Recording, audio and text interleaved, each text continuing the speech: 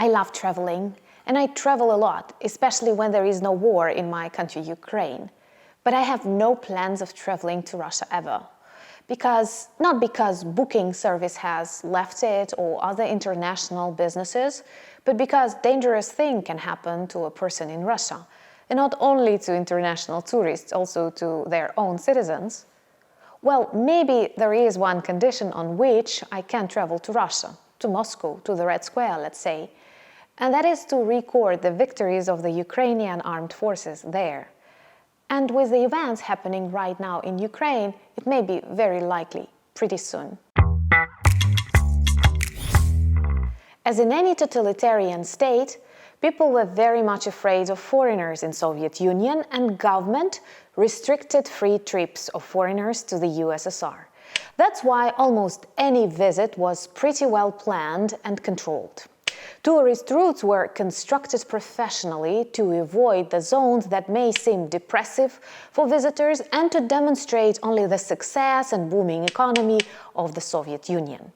Its citizens must look happy, architecture beautiful, cuisine tasty, and all of that packed into a one route. A traditional visit to the USSR would start for a foreigner in Moscow or Leningrad, where they will get all the information they need about the booming success of the USSR.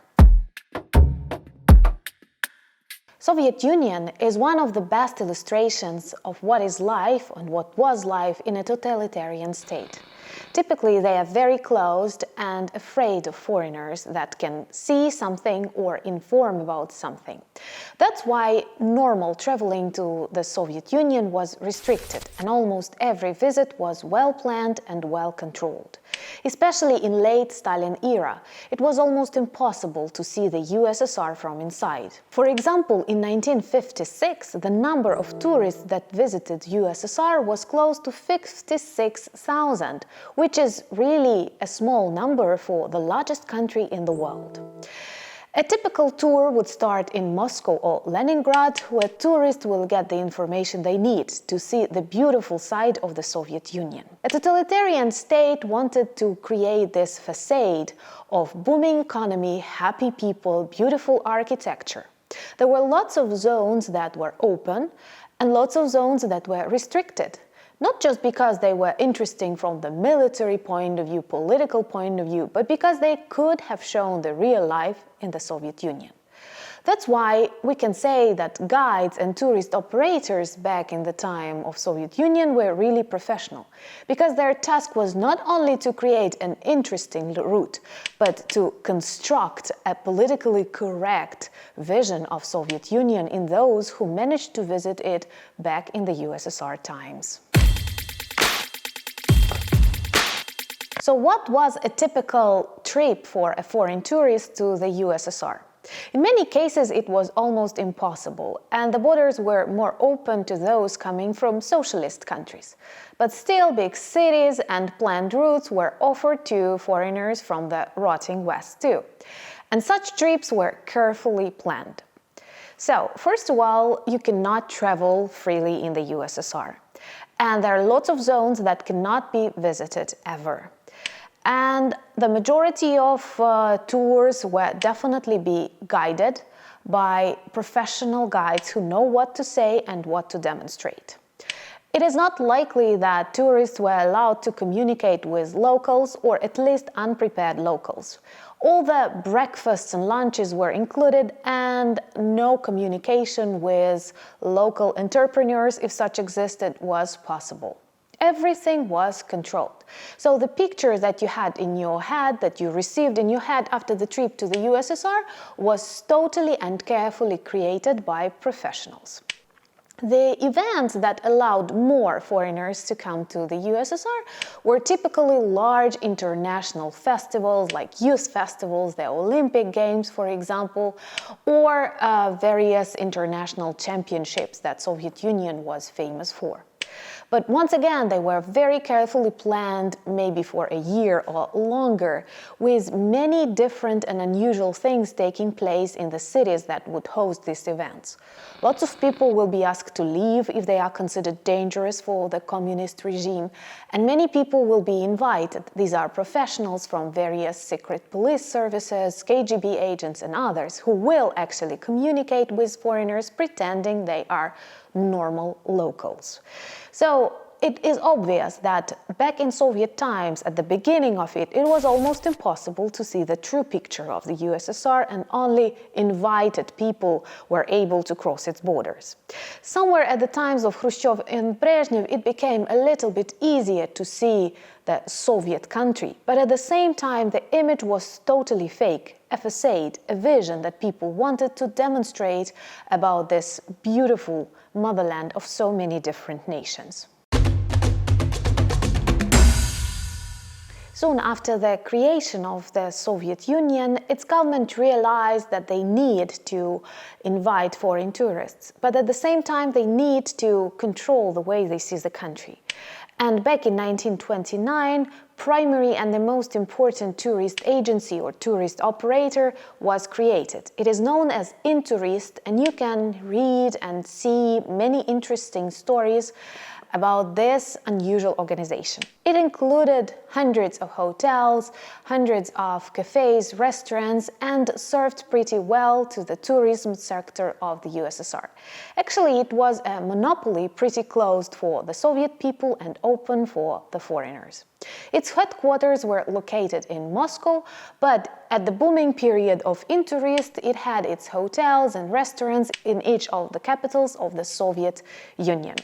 Once again closed for average citizens, it was open either for professionals like KGB agents, people working for Intourist, or for foreigners coming for a stay to the USSR. Sometimes Soviets managed to enter the hotel, and it was pretty popular to exchange the dollars, for example, or to practice languages.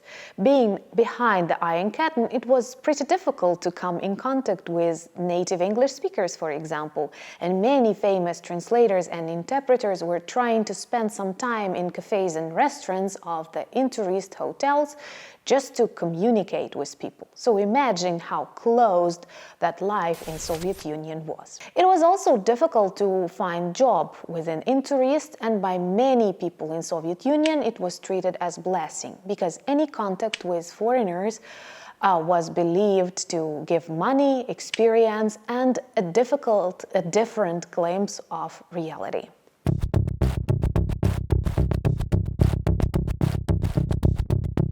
Just before the collapse of the Soviet Union, there were lots of films and books demonstrating the realities of Intourist infrastructure, many describing criminals and prostitution. But at the same time, at the very beginning of this business, if it's possible to call so, it was difficult to get the job in Intourist, and there were several very strict rules that people have to obey and standards people had to correspond to become a member of the team. In general, this would be various guides, interpreters, drivers that could speak foreign languages well, but the most important thing, represented the Soviet Union politically correctly. There were a codex of behavior, rules what to wear and what questions to answer. Traditionally, guides were not allowed to communicate with their guests after the excursion, and it was difficult for them to deny any kind of communication, but at the same time it is believed that the majority of Intourist workers cooperated with KGB agents, and those who did not want to were followed by various specialists, and perhaps almost every tourist group in Soviet Union were somehow observed by a specialist. It was difficult to recognize them sometimes because this could be a driver, this could be an interpreter, or this could be even a member of the group. A typical job interview for an Intourist worker will include some questions on political topics, background, and the start of a career will be marked with the work with people from the socialist states to train, to check, and only then they could start working with capitalists, I don't know, from France, or England, for example. Also, not to allow contact with foreigners, and even when asked for an address, for example, to exchange some presents or cards, all the guides were given the same address, the address of the headquarters of Intourist. And it is believed there were some jokes between travelers from abroad that all guides perhaps live in one house. Anyway, this demonstrated the restricted atmosphere of the Soviet Union, total control, and the fact that everything was observed by the KGB. After the fall of Soviet Union, those people who worked in Intourist were often treated as highly professional specialists and invited to various companies, because they were not just guides and interpreters, they were professionals in a wide variety of spheres working under serious psychological and special services pressure, if it's possible to say so. Contact with foreigners was always seen as something dangerous in Soviet Union. Contact with foreigners is still seen as something dangerous and bad in modern Russia, especially now with international sanctions. Hundreds and thousands of international companies have left Russia to demonstrate solidarity with Ukraine and to support our fight for freedom and democracy. And we are very grateful for that. And this fact also demonstrates that Russia repeats the history of Soviet Union. Actually, it is still the same totalitarian state it was 50 years ago. And that's why it is totally okay to describe modern Russian society with a quote written by one of my favorite writers, Gabriel Garcia Marquez, after he had visited Russia in the 50s for one of the youth festivals. He described Soviet Union as a country of 22 million square kilometers without a single Coca-Cola ad. Coca-Cola, Booking, and other brand names have left Russia because of their aggression against normality, international law, and of course, people of Ukraine.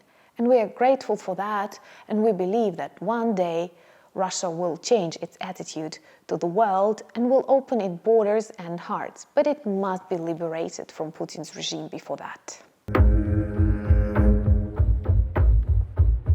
My name is Anna, and let me be your guide to the gloomy period of Soviet Union. Soviet myths must be debunked because they fuel modern Russian military machine, and by destroying them, we help to stop the war in Ukraine and stop the recreation of the USSR, which is actually the main dream of Putin's regime. But of course, he will fail.